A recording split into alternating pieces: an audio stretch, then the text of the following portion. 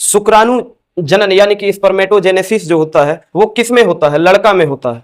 शुक्राणु जनन किस में होता है? लड़का में होता है। लड़का के किस भाग में होता है? तो इसी भाग में होता है जिसका नाम है विरसन। और ये जो बाहर में थैली है, जिस थैली में रहता है उसे क्या कहते हैं? विरसन कोष कहते हैं। विरसन कोष कहते हैं। और विरसन कोष के अंदर में तापमान का नियंत्रण होता है शुक्राणु के लिए। और इसी विरसन कोष के अंदर में 2 अंडाकार शुक्राणु विरसन पाया जाता है। और इसी विरसन में ये देखना आपको कि ये जो विरसन है ये नॉर्मल कंडीशन में, यदि इसमें कोई पानी उनी ना हो तो उसे विरसन है, लेकिन इसी में अगर पानी भर जाता है तो इसे हाइड्रोसिल कहते हैं।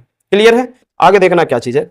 इसके अंदर में बहुत सारा कोशिका पाया जाता है। विरसन के अंदर में क्या है? बहुत सारा कोशिका पाया जाता है। और इसी कोशिका का नाम है शुक्राणु जनन कोशिका, जो कि शुक्राणु नलिका में पाया जाता। ये जो पूरा कोशिका है इसमें 3 प्रकार का कोशिका होता है। एक का नाम है लीडिंग कोशिका, ये देखना आपको लीडिंग कोशिका है। दूसरा ये जनन कोशिका, ये भी क्या है? जनन कोशिका। और ये जो यहाँ पे बचा है इसका नाम है स्ट्रोली, स्ट्रोली ने सर टोली कोशिका, सर टोली कोशिका है। शुक्राणु जनन कोशिका है और लीडिंग कोशिका।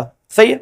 तो शुक्राणु जनन कोशिका के अंदर जो कोशिका होता है वो होता है प्राथमिक, सबसे पहले विकसित होता है, उसका नाम क्या है? प्राथमिक शुक्राणु कोशिका, जिस जो होता है द्विगुणित, यानी कि 46 क्रोमोसोम होता है। द्विगुणित कहने का सेंस 46 क्रोमोसोम होता है। जब उसमें अर्धसूत्री विभाजन होता है, जब उसमें अर्धसूत्री विभाजन होता है तो पहले वो 2 भाग में बंट जाता है, 2 भाग में बंट जाता है, तो उसे क्या कहते हैं? द्वितीयक शुक्राणु जनन कोशिका कहते हैं।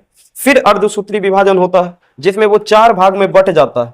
और यही 4 भाग में बंटकर वो निर्माण करता है शुक्राणु का, यानी कि एक स्पर्मेटोजेनेसिस में 4 शुक्राणु का निर्माण होता है। ये चीज आपको क्लियर याद रखना है।